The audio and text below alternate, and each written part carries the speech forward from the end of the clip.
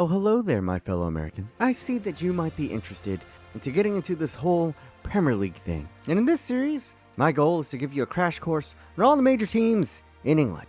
What's their history? Why are they considered a big club? Their golden era, accomplishments, legendary players and coaches, and basically give you a quick SparkNotes history of what they've done in the past up until what they're doing recently.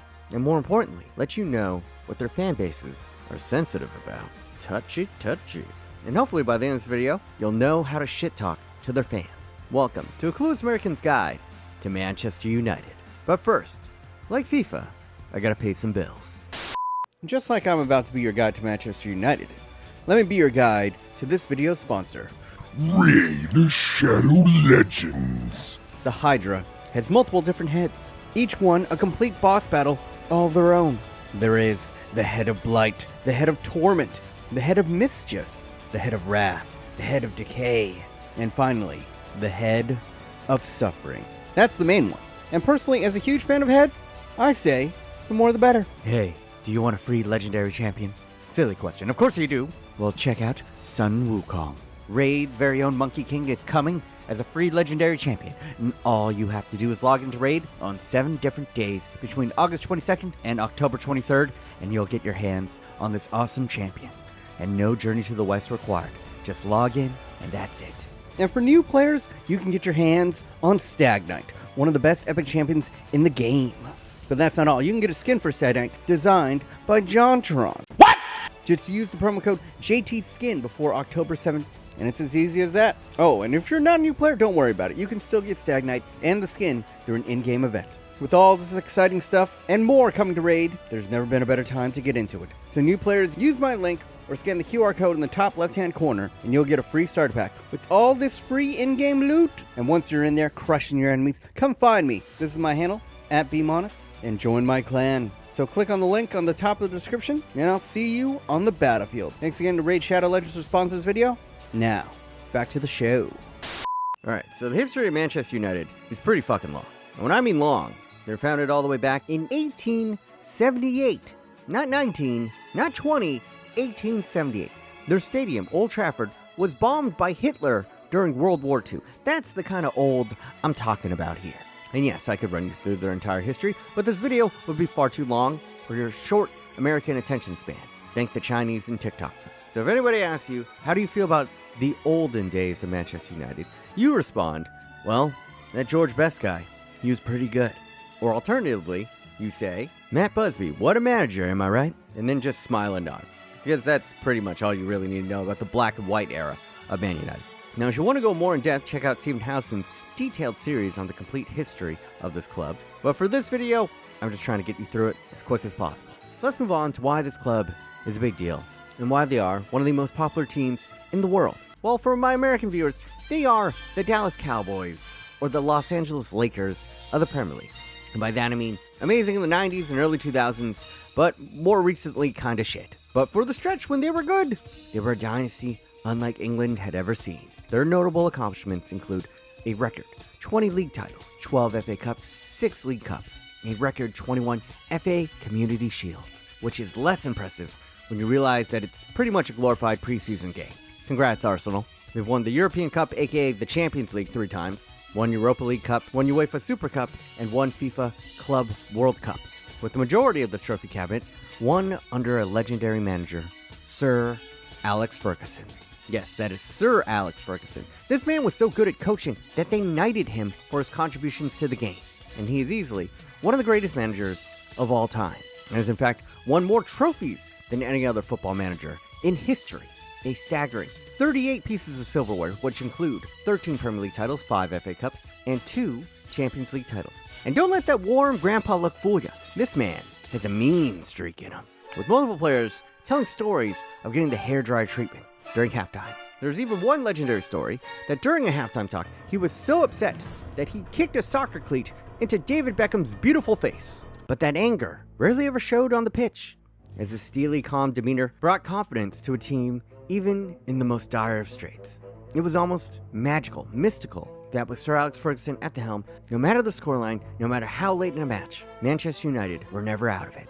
They could find a way back, and this knack for late comebacks occurred so often that it got a nickname, Fergie Time. The most famous incident of this would occur in the Champions League final in 1999 versus Bayern Munich, where they were down all game and only with injury time remaining, Manchester United would somehow find 2 goals within a minute of each other to snatch victory from the jaws of defeat and become the first team in English history to capture a continental treble, which is winning the Premier League, the FA Cup, and the Champions League all in the same season. A feat that no other English team had been able to accomplish until last year when Manchester City did it. And with this treasure trove of silverware, he obviously would have many notable players come through the ranks during his time at Man United. The most legendary? The class of '92, an academy class that featured the likes of Paul Scholes, Ryan Giggs, the Neville brothers, and of course, sexy underwear model David Beckham. And all these are names that you probably most recognize from their icon cards in FIFA, which means they were good. And while many teams at the time were fixated on big-name transfers and proven veterans, Sir Alex Ferguson always had an eye for young talent and trusted in youth. And he was rewarded with that faith with a golden generation from Manchester United's famed academy, which he bolstered with the additions with Eric Cantona, who once kung fu kicked a fan for being an asshole. And then he added the cantankerous Roy Keane, who once did this to Erling Haaland's dad. They were also pretty good at football, but with their powers combined, they would go on to achieve unprecedented domestic success. And then that class gracefully transitioned from the powerhouse team in the 90s into the Wayne Rooney and Cristiano Ronaldo era of the early 2000s, which saw them capture their league-leading 20th English title and another Champions League title. Wayne Rooney was a feisty teenager that they bought from Everton, who scored goals at a rate that was only matched by the rate that he lost his hair. A fiery, physical player that rarely ever went down and could score in a myriad of ways. He was a super predator on the pitch, and by the time Wayne Rooney had finished his career, he would leave Manchester United as their all-time goal scorer and deliver maybe the most iconic goal in Manchester United history with this sensational bicycle kick against Manchester City. Glorious. Now the story of how they signed Cristiano Ronaldo, though, now that has become stuff of legend. During the last preseason game of 2003, Manchester United played Portuguese side CP Sporting, and in that match, a certain 18-year-old tore the vaunted Manchester United defense to shreds all game long. What was incredible about this was the pitch was a soggy mess. Every plant of the foot would give way, and yet Ronaldo was dancing circles around Man United defenders.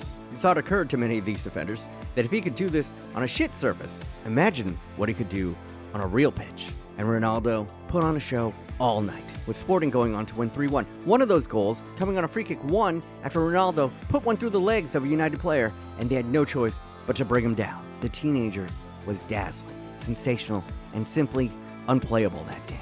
It was such a brilliant audition that after the match, legendary defender Phil Neville and other players came up to the manager and told him to sign him on the spot because they did not want to play against him. And sure enough, after the match, Fergie refused to leave Portugal without signing Ronaldo right then and there. And well, the rest is history. Ronaldo's time at United has become stuff of legend. His accolades including winning the Ballon d'Or during a season in which he scored 42 total goals in all competitions, won the Premier League and the Champions League. His signature flashy style, long-range missiles, and insane knuckleball free kicks made him the best player in the world at the time, and beloved in Man United fans' hearts forever. He would go on to achieve even more impressive feats with Real Madrid, and even come back for a 1.5-year stint with Man United recently. But as fans, we try to forget about that, at least how it ended. But those were the glory years, and as we know, all good things must come to an end.